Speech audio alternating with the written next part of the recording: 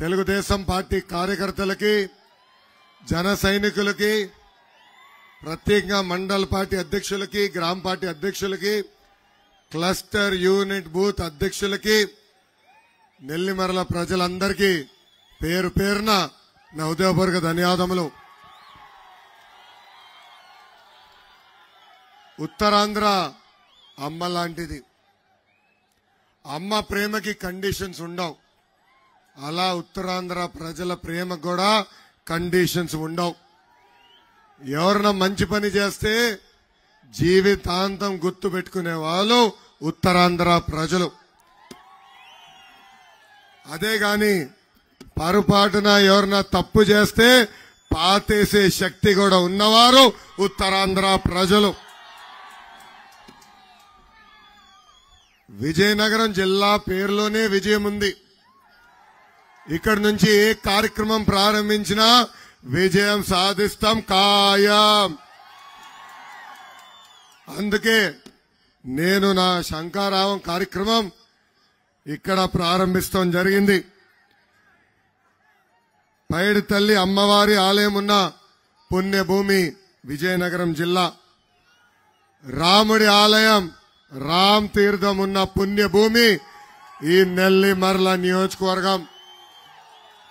మన్యం వీరుడు శ్రీ అల్లూరి సీతారామరాజు గారు నడయాడిన ప్రాంతం ఈ విజయనగరం జిల్లా. మొన్న ఆంధ్ర రాష్ట్ర ముఖ్యమంత్రి జగన్ ఉత్తరాంధ్రకు వచ్చి కొన్ని విషయాలు చెప్పాడు. ఆ సభలో మాట్లాడుతూ వైకాపా నాయకులు చొక్కా చేతులు మడత పెట్టుకుని పోరాటానికి సిద్ధం ఉండాలని పిలుపిచ్చారు. ఆ భూమ్ భూమ్ బ్యాచ్ కి చెప్తున్నా, వదిలేయి స్వామి అక్కడ పెట్టేసెళ్ళు. కుర్చీకి ఒక స్టోరీ ఉంది, అందుకే కుర్చీ వచ్చింది.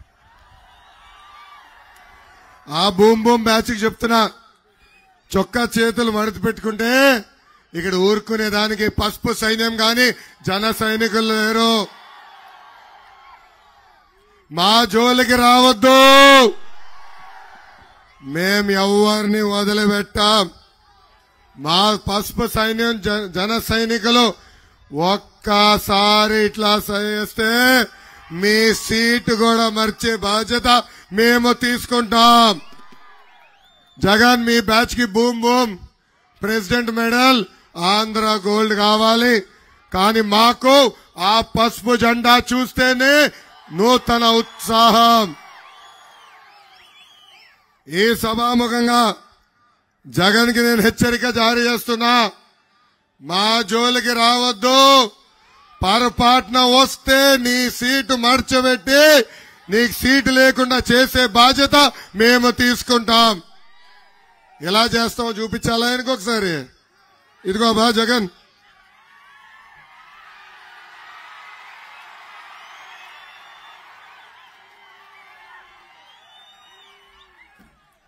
ఏమ్మా రెడీనా? రెడీనా? సీటు మడత పెడదాం రెడీనా? వదులుతామా ఈ జగన్ ని? జగన్ చూస్తే ప్యాలెస్ లో ఒక పిల్లి గుర్తొస్తుంది. ఆయన చేస్తున్న తప్పులు చూపించడానికి, రైతులు చేసిన అన్యాయం చూపించడానికి రాజధాని ఫైల్స్ అని ఒక సినిమా కొంతమంది తీశారు. ఆ సినిమా బయటికి రాకుండా అడ్డుకున్నాడు. ఆ రాజధాని ఫైల్స్ సినిమా చూస్తేనే జగన్ కి భయం. రాజధాని ఫైల్స్ రాకుండా బయటికి రాకుండా చేశాడంటే దాని అర్థం ఒక రైతుల్ని చూస్తే జగన్ కి ఉచ్చబడుతుంది. రాజధాని విషయంలో జగన్ ఎన్ని రకాలుగా జే టర్న్లు తీసుకున్నాడో ప్రజలందరూ ఒక్కసారి ఆలోచించాలి.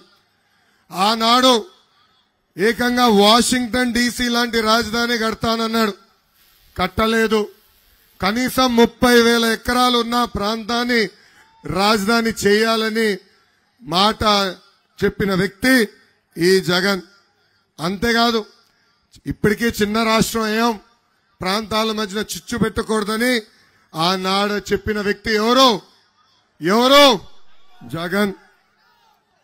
జగన్ పేరు మర్చిపోయి సైకో అంటున్నారేంటి అందరూ?